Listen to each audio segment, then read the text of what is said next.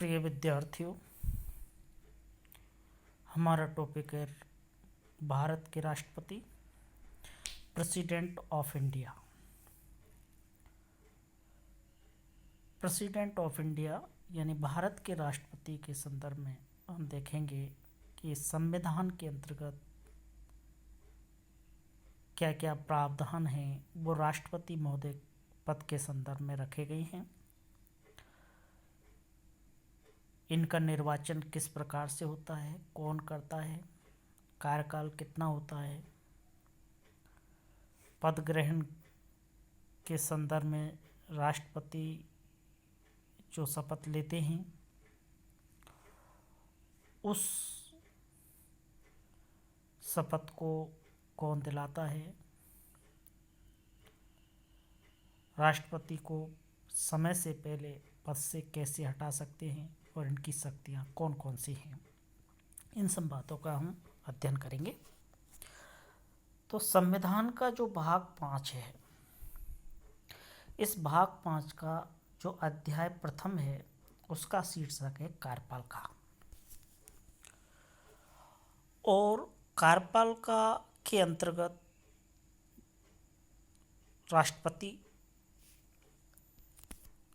उपराष्ट्रपति, प्रधानमंत्री, मंत्रिपरिषद और महान्यायवादी को सम्मिलित किया जाता है। यानी सीधा सा मतलब है कि कार्यपालिका का जो गठन है संघ स्तर पर, केंद्र स्तर पर राष्ट्रपति, उपराष्ट्रपति, प्रधानमंत्री, मंत्रिपरिषद और महान्यायवादी से मिलकर के होता है। संविधान के अंतर्गत जब हम देखते हैं तो संविधान के अनुच्छेद 52 यानी 52 में कहा गया है कि भारत का एक राष्ट्रपति होगा। यानी अनुच्छेद 52 के अंतर्गत राष्ट्रपति पद का उल्लेख आता है और उल्लेख के संदर्भ में आता है, इसमें लिखा हुआ है कि भारत का एक राष्ट्रपति होगा, ऐसा अनुच्छेद 52 में लिखा है।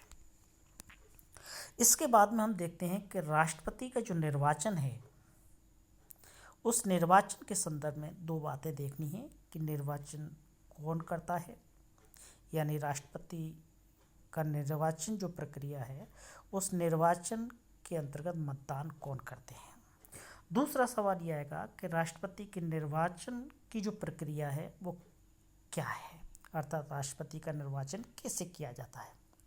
तो अनुच्छेद जो 54 है, इस 54 के अंतर्गत बताया गया है कि राष्ट्रपति का जो निर्वाचन है वो एक निर्वाचक मंडल द्वारा किया जाता है।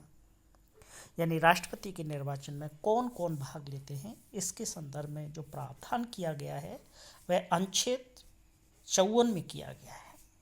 तो अनुच्छेद 54 में राष्ट्रपति के निर्वाचक मंडल के संदर्भ में हम देखते हैं कि इसके अंतर्गत संसद के दोनों सदनों के निर्वाचित सदस्य आते हैं। यानी पहले तो संसद जो है उस संसद के दो सदन हैं, जैसा कि आप जानते हैं संसद के दो सदनों के नाम हैं, एक लोकसभा और एक राज्यसभा। तो इन दोनों सदनों यानी लोकसभा और राज्यसभा के जो निर्वाचित सदस्य हैं वो राष्ट्रपति के निर्वाचन में भाग लेते हैं, अर्थात वो मतदान करते हैं। ध्यान रहे कि संसद के दोनों सदनों में कुछ सदस्य मनोनीत होते हैं, यानी राष्ट्रपति महोदय के द्वारा मनोनीत किए जाते हैं। जैसे लोकसभा में दो जो सदस्य हैं वो आंग्ल भारतीय समुदाय के होते हैं जिनको मनोनीत किया जाता है, वे राष्ट्रपति के निर्वाचन प्रक्रिया में भाग नहीं लेते हैं। दूसरे, राज्यसभा के अंतर्गत जो 12 सदस्य विभिन्न क्षेत्रों जैसे साहित्य, विज्ञान, कला, समाज सेवा क्षेत्र के जो लोग होते हैं उनको जो मनोनीत किया जाता है वे भी निर्वाचन प्रक्रिया में भाग नहीं लेते हैं। तो इसका सीधा सा मतलब ये है कि संसद के दोनों सदनों के केवल और केवल निर्वाचित सदस्य राष्ट्रपति की निर्वाचन प्रक्रिया में भाग लेते हैं। दूसरे इसमें आते हैं कि जो विभिन्न राज्य हैं, इन विभिन्न राज्यों की विधानसभा जो है, इन विधानसभाओं के अंतर्गत जो निर्वाचित सदस्य हैं वो भाग लेते हैं।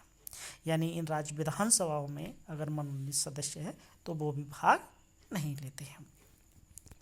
तीसरा यह है कि दिल्ली व पुदुचेरी जो संघ शासित विधानसभा है, उनके निर्वाचित सदस्य हैं वे भाग लेते हैं।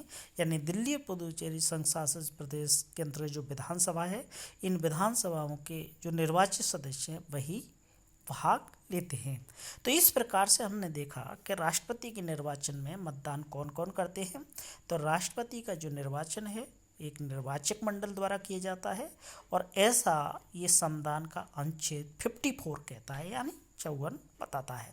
तो इसमें बताया गया है कि संसद के दोनों सदनों के निर्वाचित सदस्य, दूसरे हैं राज्य विधानसभाओं के निर्वाचित सदस्य, और तीसरे हैं कि दिल्ली व पुदुचेरी संघ शासित विधानसभाओं के निर्वाचित सदस्य।